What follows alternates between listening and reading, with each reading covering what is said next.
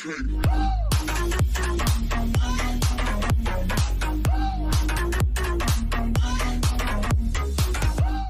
everybody and welcome to Joe's Barbecue House.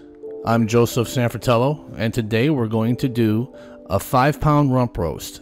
Here what you want to do is pull that pop out thermometer out because it will do us no use for this cook. Go ahead and take your favorite SPG, which is salt, pepper, and garlic, and go ahead and spread it all around. This is a pretty good sized chunk of meat, so don't worry about putting too much on. And I didn't trim any fat off of this roast. Also, to let you know, we're going to have our pit temps at 250 degrees through this entire cook. Once you're finished applying your SPG, go ahead and take some coarse black ground pepper and sprinkle it all around this entire roast. Once you're finished putting the pepper on, go ahead and put it in a refrigerator. And we're going to go ahead and fire up the Weber. For those of you that watch my channel will know that I always use lighter cubes. Well, I ran out. So here's a little something that I do. I just take a little olive oil, peanut oil, any kind of cooking oil.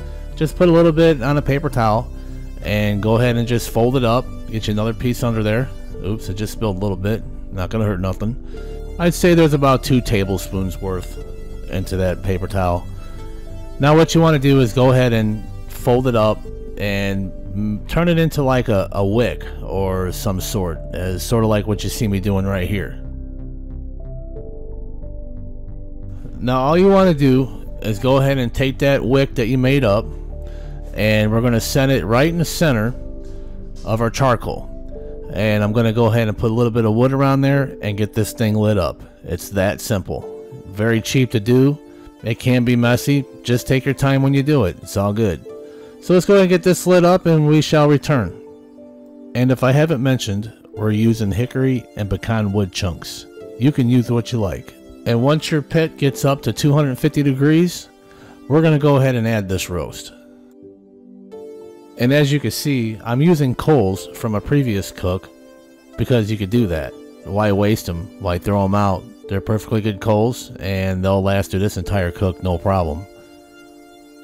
It generally takes about 20 minutes to get up to your target temperature. Well, now I'm going to kick back and enjoy me a fresh cold brew while I wait on my pit to come up to temp. Alright, my pit is up to temp and I'm going to go ahead and add the diffuser plate and now the drip pan and the cooking grate. Alright, let's go ahead and grab your meat thermometer. You can use any one you have as long as it works, you'll be fine. And that's about the temperature it is outside. Let's go ahead and get this roast placed in the center of the cooking rack. Fat cap down. And now let's take our meat probe and put it right into the center of this roast. We're looking for internal meat temps of 135 degrees. Alright, well here I'm showing you the internal temps of that meat right now. Pulled right out of the refrigerator. Sitting at 41 degrees. It's looking good. That's pretty average. Now go ahead and get a timer or a stopwatch and just have it count up. I'm just going to see how long it takes to smoke this. Well, we're about an hour in and me and the wife decided to put some potatoes together in foil pouches. We just put some SPG on there with some butter and wrapped them up, and just going to sit here and place them in here and let them go for the remainder of this cook. Okay, so we're an hour and 8 minutes in and we have an internal temperature of 82 degrees. Now we're approximately 2 hours in and our internal meat temps is at 113 degrees. Keep in mind, hold steady temps at 250 degrees and do not open your lid for whatever reason, because if you're looking, you ain't cooking. But for video purposes, I like to show you what this roast looks like so far. Okay, we're approximately 2 hours and 45 minutes in and we're at 133 degrees internal temps, and I'm going to go ahead and pull this thing because the carryover time while it's resting will hit 135 degrees. So now what you want to do is take you some aluminum foil and just tint it over the top. I just used 2 pieces and we're going to let it sit here for approximately 10 minutes.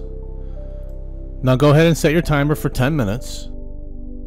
Now here I'm going to show you how much total time we have so far, including the rest time.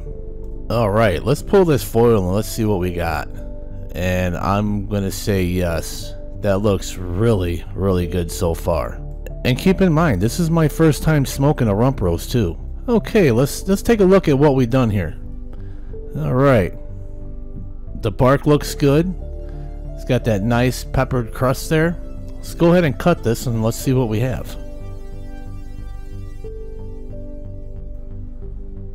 Oh yeah, look at that. Look at all that moisture up inside that meat there.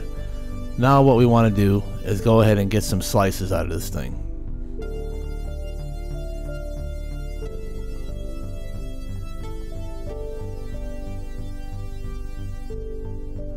I gotta say, this is cutting really good, and my knife isn't the sharpest knife. I really wish I had a meat slicer for this, because you want to cut this very thin. You want thin slices, as thin as you can.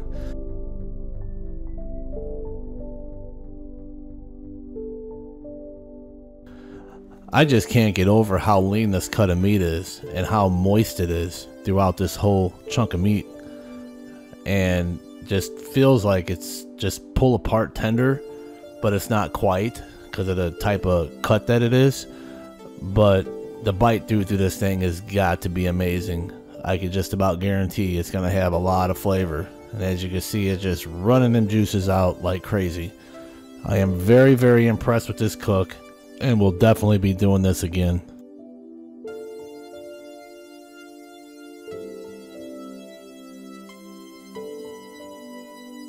Now let's pull some of this apart to see how tender it actually is.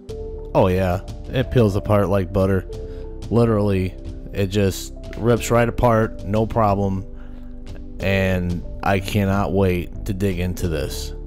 In my opinion, those slices are pretty thick, and I wish I could have got them thinner. And that's a whole nother reason why I like to get a meat slicer or a very sharp knife. Here's just another shot of what it looks like with half of it cut up. And wow, I just really impressed with the way this turned out. I mean, just look at that crust. I mean, that really looks good. And here's another look at, just to show you how moist and tender that this came out. Just gonna go ahead and get this trimmed up and get some sandwiches, because I know my family is ready to eat.